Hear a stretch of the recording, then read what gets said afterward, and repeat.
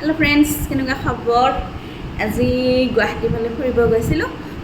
যাওঁতে দোকান এখনত মানে খুব ধুনীয়া কালেকশ্যনৰ কাপোৰ এযোৰ দেখা পালোঁ হা। চাচোন কেনেকুৱা লাগিছে চাব দেই।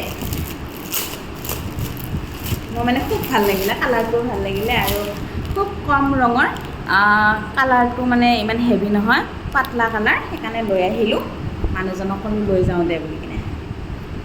চাচোন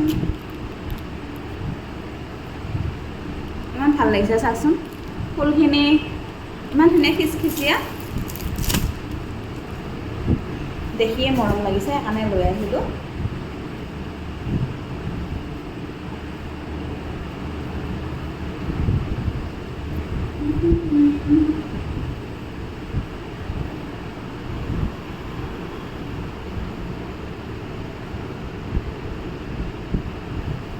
চিলাই কৰি পিন্ধিলে আৰু ভাল লাগিব ন? চিলাব লাগিব, এতিয়াতো একো হোৱাই নাই, চিলাব লাগিব।